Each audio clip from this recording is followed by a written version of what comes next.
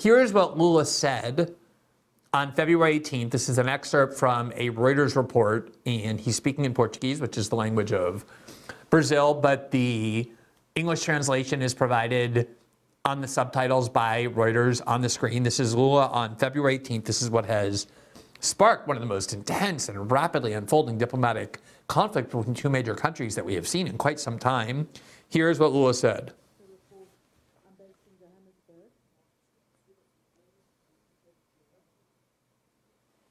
O que está acontecendo na faixa de Gaza com o povo palestino não existe em nenhum outro momento histórico. Aliás, existiu quando Hitler resolveu matar os judeus. É muito engraçado. É muito engraçado. Quando eu vejo o mundo rico anunciar que está parando de dar contribuição para a questão humanitária aos palestinos, eu fico imaginando qual é o tamanho da consciência política dessa gente e qual é o tamanho do coração solidário dessa gente, que não está vendo que na faixa de Gaza não está acontecendo uma guerra, mas um genocídio. De que não é uma guerra entre soldados e soldados, é uma guerra entre um exército altamente preparado e mulheres e crianças. So that was a speech that caused so much uproar by the Israeli government. And I guess we should add, before we get into the substance, that last statement, the last part of that statement, namely that Gaza has no trained army. They have no air force. They cannot fly. They have no real military of any kind. They're not a state. It's not really a war. It's not a war between two armies like the way, say, it is in Ukraine and Russia. It's a attack by one of the world's most sophisticated militaries, financed and backed by the most powerful government on the planet, which is the United States, providing it all the arms it wants and all the weapons and bombs that it uses and all the money that it needs to attack one of the most densely packed populations on the planet filled with civilians. It's a population of 2.2 million people in Gaza, 50% of whom are children. 50% are under the age of 18. You add into that women, and that constitutes 75% of the population. And then innocent men, you're up to 80, 85% of the population at least. And yet you have just a complete massacre for 5 months now. Here from the New York Times, February 19th, it describes or summarizes the results from Lula's speech. Here's the headline: Brazil's president angers Israel after comparing war in Gaza to the Holocaust. Israel said it had asked for a meeting with the Brazilian ambassador. Quote, Mr. Lula's statement outraged Israeli officials. The Israeli foreign minister, Israel Katz, said in a statement on social media in Hebrew that the remarks were, quote, shameful and egregious. He said that Brazil's ambassador will be called into his office on Monday for a, quote, reprimand, adding that no one will harm Israel's right to defend itself. Prime Minister Benjamin Netanyahu of Israel echoed those sentiments in his own social media post. Mr. Netanyahu accused Brazil's president of, quote, trivializing the Holocaust and trying to harm the Jewish people and Israel's right to defend itself, and said that, quote, comparing Israel to the Nazi Holocaust and Hitler is crossing a red line. I just want you to remember that. Netanyahu said that comparing Israel to the Nazi Holocaust and Hitler is crossing a red line, even though, as we just saw, Israel frequently, as does the United States, compares its enemies to Nazis, to Hitler.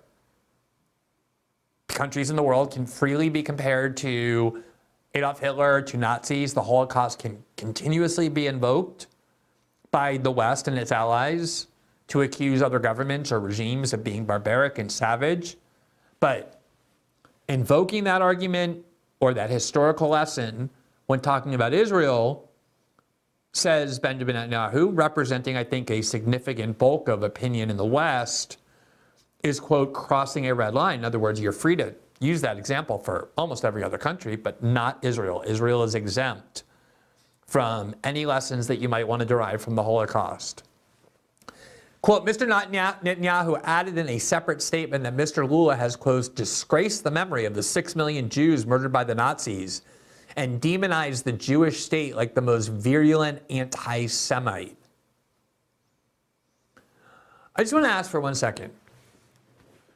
I just showed you Lula's quote. And as I said, the speech itself was much more nuanced. It was vehemently denouncing Hamas and the attack on October 7th and the use of sexual violence and threats of it, he said, and the attacks on civilians that were inexcusable and indefensible and the use of hostages. He talked about all of that. But even if he didn't, even if he had only said the part that we showed you, the part that's circulating on social media, in what conceivable way could that be anti-Semitism? He's criticizing the actions of a state, of a government, of political leaders, Benjamin Netanyahu and his cabinet, the people running this war. He's criticizing them for insufficient concern for the lives of civilians. In what conceivable way is that an argument that is expressing animosity toward Jews generally? Obviously, we know what this is. This is the attempt that Israel always uses, and its supporters here in the United States, to accuse anybody who criticized Israel of being anti-Semitic. They have conflated the Israeli government with Jews generally, even though, especially in this war, the war in Gaza, so many prominent Jews and ordinary Jews around the world have been among the leaders, the most vocal opponents of the war in Gaza, to claim that somehow criticizing the Israeli government and Benjamin Netanyahu as an attack on all Jews is exactly the tactic that Israel supporters complain about when done by the left or by American liberals, namely calling everybody racist or xenophobic or transphobic or whatever to stifle debate and destroy people's reputations. It's exactly the same thing. Now, in case that wasn't enough, here's what the official Twitter account of Israel said today. Here was a playful little tweet about Brazil and the Brazilian flag posted by this account, World of Statistics. And they asked, what comes to mind when you think of Brazil? And the state of Israel, the official Israeli account, took this tweet and above it wrote, quote, before or after Lula went full on Holocaust denier. This is insanely dishonest, if not stupid. What Lula was saying was that we don't have a historical precedent for what is being done in Gaza, the level of civilian destruction, the disregard for human life, unless you go back to the Holocaust, when the Germans tried to murder all Jews. Now, you may not agree with what Lula said in that comparison. You may think it's overboard, but in no conceivable way is it Holocaust denialism. It's, in fact, the opposite. It's using the Holocaust and the evils of it and drawing lessons from it about how human beings can be dehumanized in order to condemn what the Israelis are doing in Gaza. Now, again, whatever that is, it is not anti-Semitism and is not Holocaust denialism. Not in any conceivable way. Now, one of the reasons that the Israelis acted so emotionally, so full of rage, is because the reality is that Brazil is a large and important country. It's the 6th largest country in the world by population. It's the largest country in South America. It has very important oil reserves and environmental resources. It's the world's 10th largest economy. And Lula, for better or for worse, you may hate him or not, but the reality is that he is a very credible figure on the world stage. He's not Nicolas Maduro. He's not some leader of a small African country that has no respect. Brazil's diplomatic corps is regarded as being among the best, if not the best in the world. Brazil has always been able to maintain a significant presence on the world stage, and especially when Lula was president from 2002 to 2010, Brazil worked a lot to build an independent profile, independent of the United States and of other blocs, and was effective in negotiating all sorts of diplomatic arrangements, including attempting with Turkey to solve the crisis that had arisen during the Obama administration between Iran and the United States by negotiating a deal between Iran and the United States to try and resolve that crisis. And so for someone like Lula to come out and say something like this is a huge deal for Israel. And already you're seeing the effects here from the city paper of Bogota, which is the paper in the capital of Colombia. You may recall last week when I was traveling, we interviewed the top advisor to President Petro, the newly elected president of Colombia, elected in 2022. We interviewed Gustavo Bolivar, who's his closest advisor. We talked to him about all sorts of issues involving Colombia, the region, the fight against the drug war, but also Colombia's condemnation of Israel in Gaza and why Colombia felt compelled to do that. And the president of Colombia, Gustavo Petro, came out, quote, in complete solidarity with Lula today on Gaza, escalating tensions again with Israel. Quote, Colombian President Gustavo Petro made it very clear on his social media platform, X, that Brazil's Lula Inácio Lula da Silva had, quote, spoken the truth when he mentioned that there is a, quote, genocide in Gaza and thereby deserves his complete solidarity. In this most recent statement to 7.5 million followers regarding the Israel-Hamas war, Petro underscored that, quote, thousands of children, women, and elderly civilians are being cowardly murdered, and that truth must be, quote, defended or barbarism will annihilate us. Petro called on, quote, the entire region to unite immediately to end the violence in Palestine and emphasized that the ruling of the International Court of Justice on Israel, quote, must generate application and consequence in the diplomatic relations of all countries in the world. Now, all of this invokes a very important debate about who is the owner of the discourse about the Holocaust? Who gets to dictate how the lessons of the Holocaust, the lessons of Nazism, the lessons of World War II get applied? Remember, the state of Israel didn't even exist at the time that Nazi Germany was defeated and the camps in the concentration camps liberated. That was done by the United States and the UK and Russia, the Soviet Union, the Allied powers. They lost many, many lives in order to do that. And you can say the lessons of the Holocaust belongs to Jews who were the primary victim of it, but not the only victim. But 6 million Jews were killed in the Holocaust, obviously a gigantic event in the history of international Jewry. But it's also a lesson for all of humanity and for the countries that fought wars in order to battle against Nazism. And oftentimes the people who are invoking the Holocaust in order to condemn the actions of Israelis and specifically the treatment of Jews are some of the leading Jewish intellectuals on the planet. And that isn't only the case now, it's been the case almost since the creation of the State of Israel. Earlier this week, the Polk Awards were announced. They're the second most prestigious awards for journalism after the Pulitzers. And a Polk Award was given for essays to the American-Russian Jewish writer Masha Gessen, who is a writer for The New Yorker. And on December 9th of 2023, Gessen wrote an article entitled In the Shadow of the Holocaust, where essentially the discussion was that Gessen had gone through all sorts of sites in Germany and in Europe, looking at Holocaust monuments, and came to realize that especially in Germany, especially in Europe, the Holocaust has to become this shield, this weapon to immunize Israel from criticism.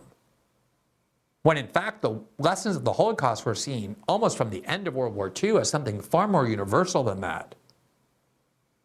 And this was the subheadline, quote, how the politics of memory in Europe obscures what we see in Israel and Gaza today.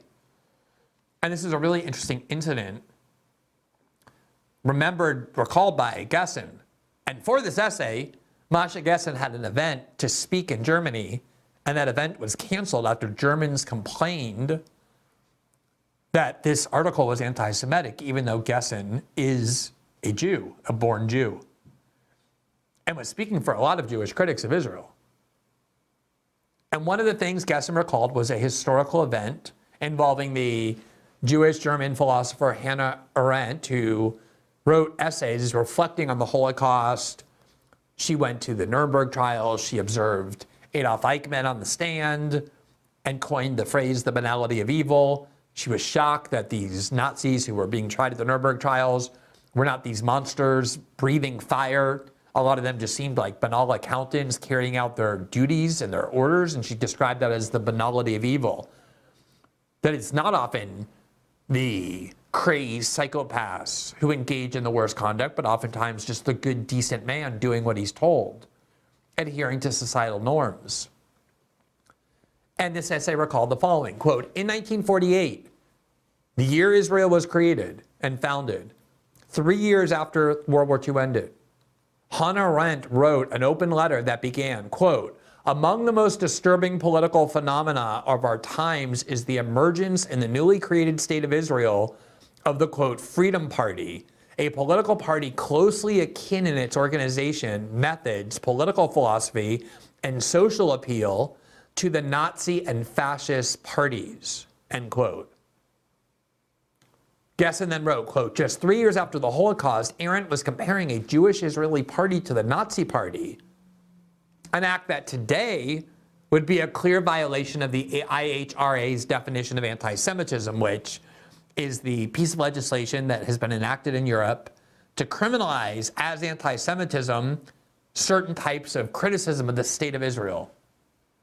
So here you have one of the most prominent Jewish philosophers and writers of the 20th century, Hannah Arendt, invoking the Holocaust to condemn far-right nationalists in Israel during the formation of the state of Israel for using Nazi rhetoric and Nazi tactics and a Nazi mindset toward Arabs that was redolent of what she saw at the Nuremberg trials. There was never any sense that Israel or Israelis or Jews were somehow off limits to having the lessons of the Holocaust applied to them, the way that Benjamin Netanyahu tries today to insist Israel is immune and that only anti-Semites would do.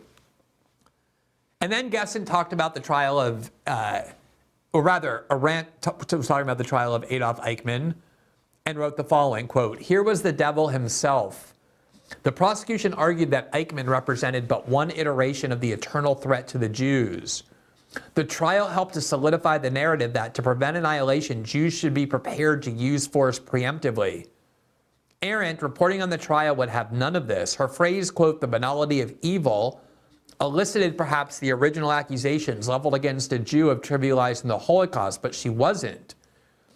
But she saw that Eichmann was no devil, that perhaps the devil didn't exist. She had reasoned that there was no such thing as radical evil, that evil was always ordinary, even when it was extreme, something, quote, born in the gutter, as she put it later, something of utter shallowness.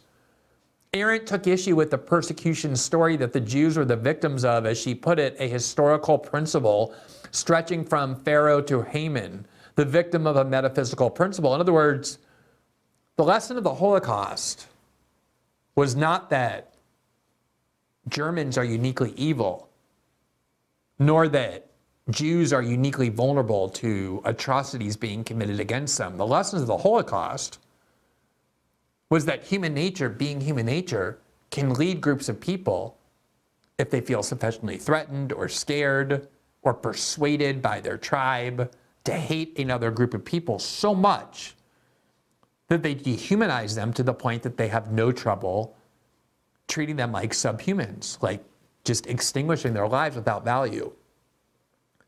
And that the lessons of the Holocaust were universal and humanitarian and not about one group of people victimizing another.